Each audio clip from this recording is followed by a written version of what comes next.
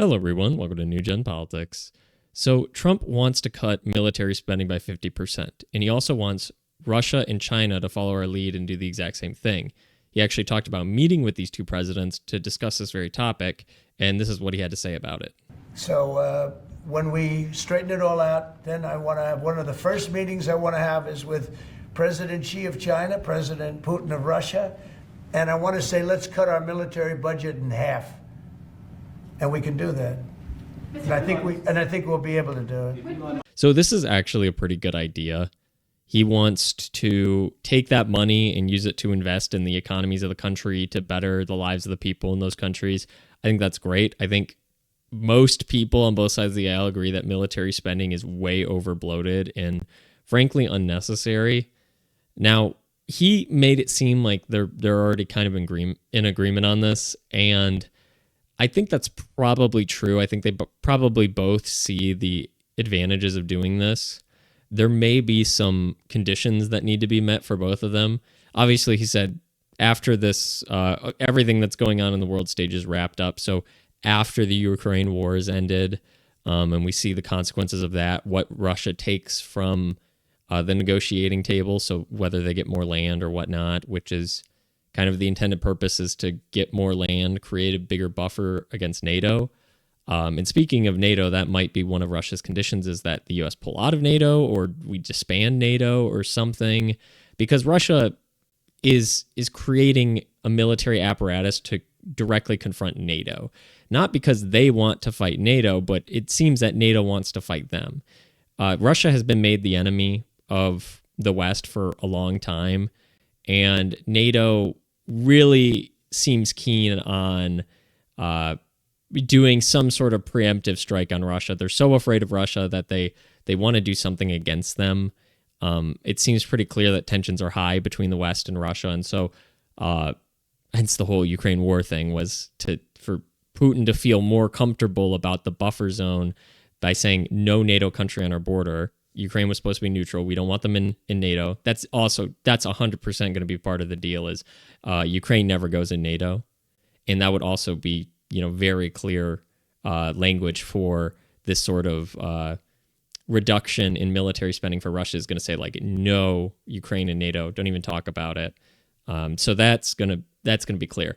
Now, whether that they also require that the European powers reduce their military spending or something. Who knows what that's going to look like? But Russia's not going to, lessen the amount they're spending on their military when they feel like there's an active conflict brewing. Now, Trump's plan is to remove any conflict, but in doing it across the board would be good. If you take the big three, China, Russia, and the United States, and all agree to cut their budgets by 50%, well, you end up in the same place percentage-wise, right? Well, the problem is that you're not factoring in everybody else who isn't those three. And so Europe would seemingly have more sway or more power comparatively than they do now.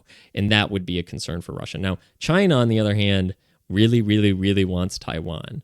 And that is something that is going to have to be talked about is how long can Trump kind of prevent them from going after Taiwan, or what does that look like? Are they going to agree to reduce military spending when they really want to take Taiwan? And taking Taiwan would be hard. That's probably why they haven't done it yet. Could they really do it on a reduced budget? And if that's like their main objective over the next 10 years or whatever, it'll be hard to get them on board with that. So there's some wheeling and dealing that needs to go on, but overall, it's a good idea. Trump wants to do it in our country, and so the way he's going to go about it is in order to maintain our security and safety while also reducing it, he wants to encourage these other countries to do it, which is a good idea. I'm sure somehow the left will find fault with this. Military spending going down is suddenly bad. Suddenly the left will be a bunch of war hawks. Go figure. But I think overall this is a good thing. We need to start paying off the deficit. We just don't need the amount of money in the military. We don't even necessarily need to cut back on the things the military does. There's just so much waste. Putting it nicely, we'll say it's just waste, all above board waste. There's so much waste in the military that you could probably cut it by a substantial percentage, maybe not 50%, but there's some number in there you could cut it by and you wouldn't even notice. Like you could cut the military budget probably by at least 20%. And if you just made things run efficiently, if you didn't spend $3,000 for hammers or $20,000 for toilets, then you probably wouldn't notice. And that's exactly what Doge is going to go in and find out what we're wasting all this money on, where this money's going, why the Pentagon's never passed an audit. They just lose trillions of dollars.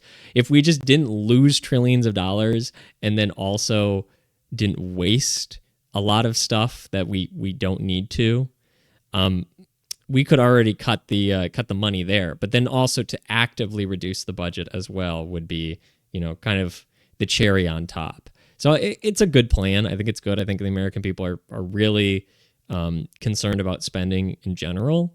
And if this helps bolster the economy, I mean, because you could do a number of things with the extra money. You could reduce taxes. You probably will to some degree. You can also use it to pay off the deficit, which we need to do.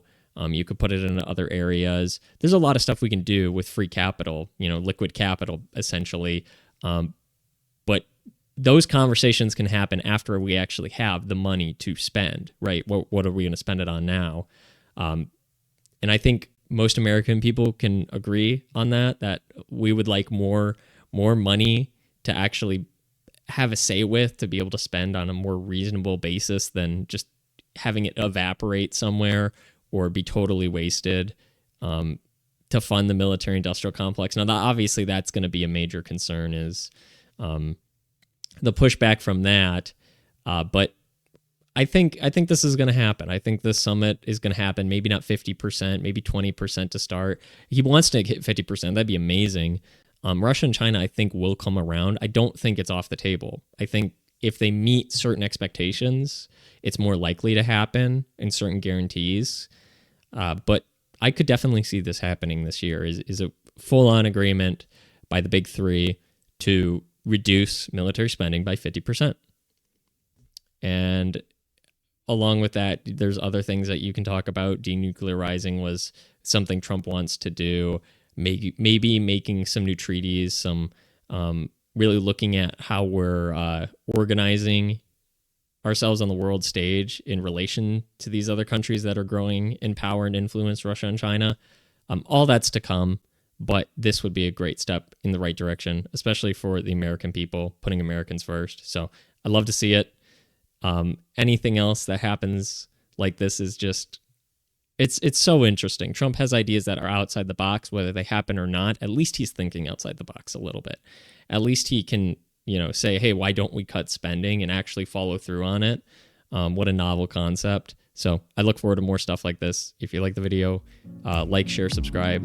Let me know what you think down in the comments below. And thank you for watching.